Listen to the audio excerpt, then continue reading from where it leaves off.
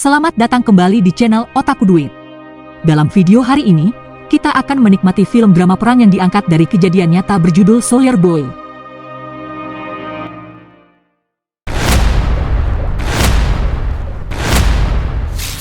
Film ini dimulai di tepi sungai yang tenang di mana Sergei Elshov berhasil memanjat pohon dan, setelah mencapai puncaknya, menyombongkan diri pada ibu dan kakak laki-lakinya. Tiba-tiba, adegan ini terganggu ketika sebuah pesawat terbang menukik ke arah mereka. Sergei kemudian mengambil ketapelnya dan membayangkan memukul pesawat itu dengan pohon cemara dan menghancurkannya. Itu sebenarnya hanya mimpi, dan Sergei terbangun di tengah malam saat mendengar suara gedoran keras di pintu.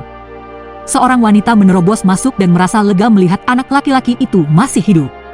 Ia mencoba meyakinkan Sergei untuk ikut bersamanya dan bertindak sebagai putranya karena ibu dan kakak laki-lakinya terbunuh bersama para partisan. Namun, sudah terlambat, patroli kerumunan sedang dalam perjalanan menuju rumah itu. Wanita itu memaksa Sergei untuk melarikan diri melalui jendela dan lari. Saat dia melarikan diri, banyak rumah di desa dibakar. Sergei tersesat di hutan yang gelap dan berkabut. Ketika pagi tiba, dia pergi ke sungai untuk minum, dan setelah minum sampai kenyang, dia mendengar beberapa orang berbicara dalam bahasa asing.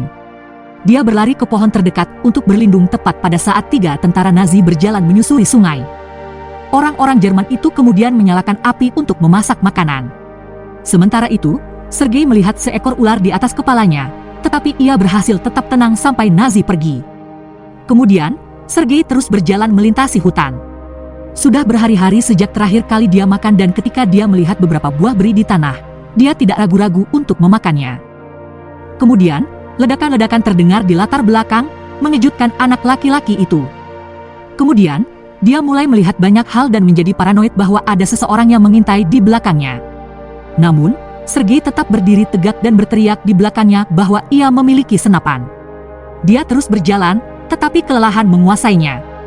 Keesokan harinya, beberapa pengintai Rusia menemukannya dan membawanya ke markas. Komandan Kuznetsov, yang bertanggung jawab atas sisi depan, menjelaskan kepada Sergei bahwa mereka berada di sisi yang sama dan menghiburnya. Sergei, sebagai tanggapan, memperkenalkan diri dan menjabat tangan komandan seperti orang yang jauh lebih tua. Semua orang merasa prihatin dengan anak laki-laki yang terluka dan merawatnya. Memberinya makanan dan minuman. Kemudian, seorang petugas medis bernama Katia mengoleskan obat pada luka Sergei. Setiap kali ia menggosoknya, Sergei meringis kesakitan, jadi Katia setuju untuk menggambar sebuah tank untuk mengalihkan perhatian dan menyenangkannya.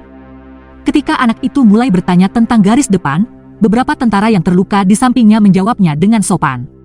Tak lama kemudian, Kuznetsov pergi ke rumah sakit darurat untuk melihat kondisi anak buahnya dan berbicara dengan Sergei.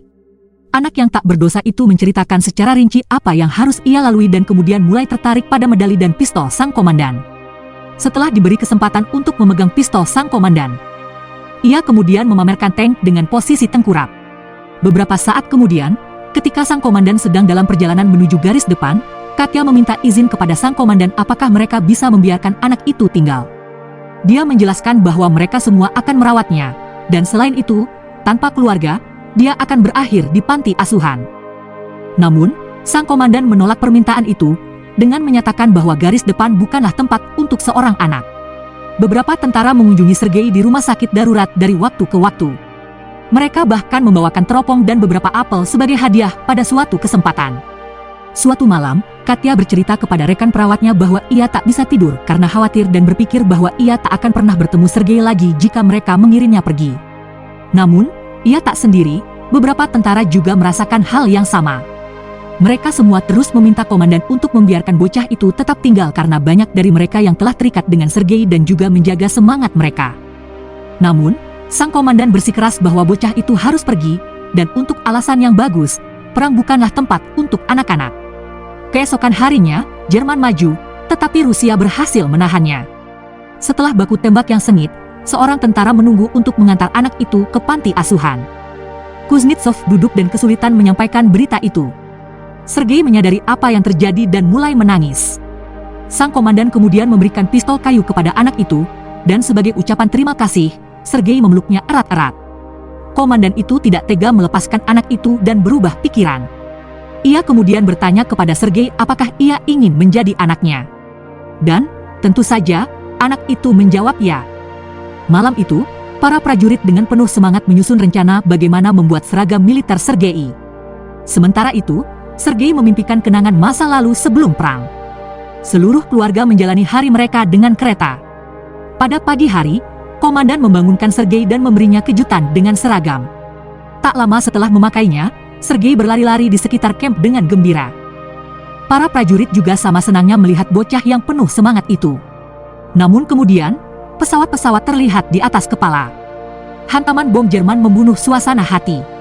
Tentara Rusia beraksi dan membawa Sergei ke dalam lubang perlindungan dengan harapan bisa membuatnya aman. Setelah pengeboman, jumlah korban luka meningkat. Sergei mencoba mencari komandan dan Katya di tengah-tengah kekacauan.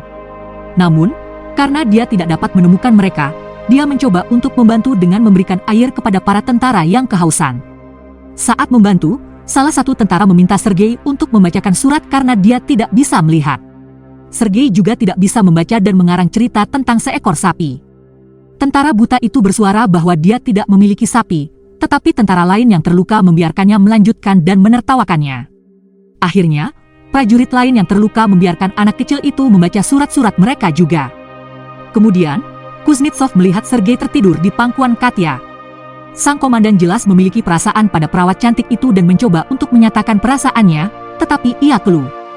Kemudian Sergei terbangun, membuat sang komandan membatalkan misi pengakuan itu untuk hari lain.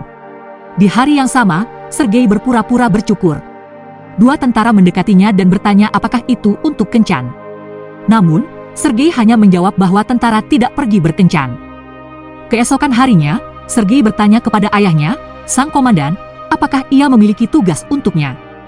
Kuznetsov memerintahkannya untuk mengantarkan surat-surat ke garis depan. Tanpa ragu, bocah laki-laki itu mengambil surat-surat itu dan menyerahkannya kepada para tentara untuk meredakan ketegangan. Selanjutnya, ketika bermain-main dengan teropongnya, ia melihat kaki yang mencurigakan di antara jerami. Dia kemudian berlari ke arah para tentara yang sedang makan untuk melaporkannya. Awalnya, para prajurit tidak mempercayainya, tetapi mereka memutuskan untuk memeriksanya. Sergei memimpin jalan dan menginstruksikan mereka di mana menemukan musuh. Ternyata dia benar. Ada dua orang yang bersembunyi di dekat Jerami. Jerman mencoba melawan, tetapi Rusia mengalahkan mereka. Selama konfrontasi, Sergei menemukan sebuah radio. Belakangan, Kuznetsov mengetahui pencapaian Sergei dari tangan kanannya. Komandan itu bahkan lebih kagum pada anak itu karena Sergei bahkan tidak mengucapkan sepatah kata pun tentang hal itu. Ketika anak itu memasuki ruangan, Kuznetsov dengan penuh semangat menunjukkan surat adopsi yang disegel kepada Sergei, yang menyatakan bahwa sang komandan adalah ayah kandungnya. Dia kemudian bersikeras bahwa mereka harus membagikan kabar gembira ini kepada Katya. Sergei menyeret ayahnya menuju hutan dan ke tepi sungai. Namun, ketika mereka tiba, Katya sedang berbicara dengan pria lain sambil membawa bunga di tangannya. Hal ini membuat Kuznetsov salah mengira bahwa Katya menyukai pria lain. Padahal, pria yang bersama Katya sebenarnya sedang merayunya, tapi dia menolaknya. Sergei berlari menghampiri Katya, menyelamatkannya dari momen canggung dengan pria itu, dan memberitahunya bahwa Kuznetsov ada di dekatnya. Namun, ketika mereka berbalik, sang komandan sudah tak ada di sana. Tak lama kemudian, baku tembak kembali terjadi. Sergei mencoba untuk terlibat di garis depan tanpa perlu memberikan peluru. Seorang tentara tua mencoba meyakinkan Sergei untuk pergi ke tempat yang aman, tetapi anak muda itu agak keras kepala. Maka, orang tua itu memberikan perintah, dan seperti seorang prajurit sejati, Sergei mengikuti perintah dan pergi ke tempat yang aman. Ketika Sergei sampai di ruang istirahat komandan, dia menyadari bahwa mereka mengalami kesulitan berkomunikasi dengan markas besar. Salah satu prajurit memberitahu komandan bahwa saluran telepon mungkin telah terputus. Sergei mendengar hal ini dan mengikuti saluran telepon hingga ia sampai ke seorang prajurit yang terluka. Meskipun berbahaya, Sergei merangkak ke arah pria itu dan bertanya bagaimana cara menyambungkan kabel. Tentara itu kemudian mengajari anak kecil itu sebelum dia menghembuskan napas terakhirnya. Setelah berhasil menyambungkan kabel, Kuznetsov mencapai markas besar dan meminta bala bantuan. Malam harinya, seorang prajurit yang lebih tua berbicara kepada Sergei tentang rasi bintang di langit malam. Entah bagaimana, pembicaraan itu mengarah pada percakapan tentang cinta. Sang anak yang masih lugu bertanya seperti apa cinta itu, dan pria tua itu menjelaskan bahwa cinta itu seperti orang yang sakit setelah terpisah dari orang yang dicintai. Keesokan harinya, Sergei menghampiri Katya di rumah sakit darurat. Dia memberitahunya bahwa sang komandan sedang sakit dan sulit tidur. Dengan segera, Katya berlari ke tempat komandan untuk membantunya. Sementara itu, Sergei menyelinap keluar. Katya membangunkan Kuznetsov dan bertanya bagaimana perasaannya. Kuznetsov kemudian menenangkan diri, menjawab bahwa tak ada yang salah dengannya, dan menyadari bahwa siasat kecil Sergei adalah untuk menyatukan mereka. Setelah mendengar bahwa sang komandan baik-baik saja, Katya bergegas keluar, tetapi Kuznetsov mengejarnya. Dalam bagian sesaat, Sergei memanjat benteng pohon dengan ranting di tangan. Ia kemudian melihat ke arah camp menggunakan teropong dan melihat seekor anjing. Ia kemudian berlari untuk membelai anjing itu. Setelah memberi hormat kepada pelatih anjing, ia bertanya apakah ia boleh menaiki kereta luncur. Orang yang bertanggung jawab memberikan kesempatan kepada anak laki-laki itu. Akhirnya, anjing-anjing itu menemukan seekor kucing dan mulai mengejarnya.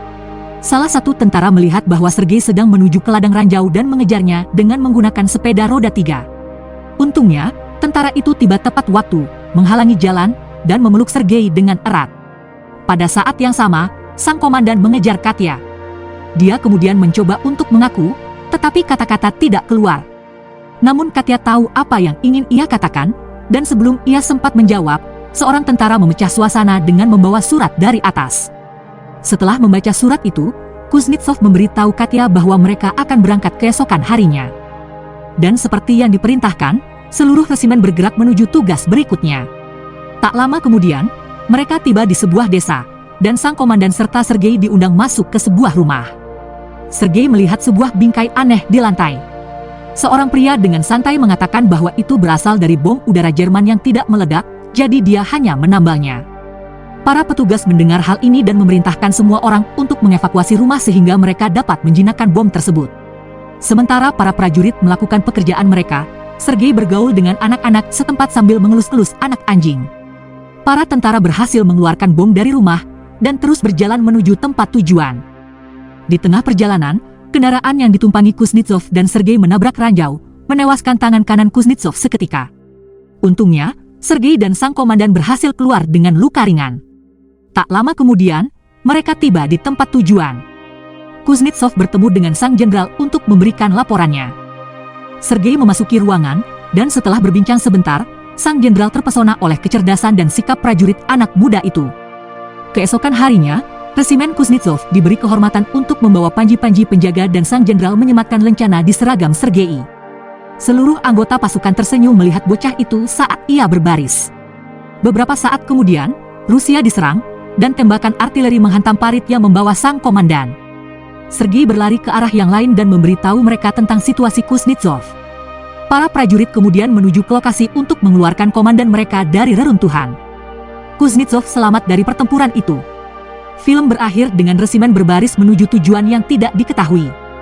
Sebuah narasi menyatakan bahwa resimen itu menjadi keluarga Sergei dan mengikuti mereka ke setiap pertempuran, bahkan ikut serta dalam pertempuran Stalingrad dan mencapai Polandia. Legenda sebagai prajurit termuda tetap hidup. Berlanggananlah untuk mendapatkan lebih banyak video seperti ini untuk membantu channel ini berkembang. Semoga hari Anda menyenangkan.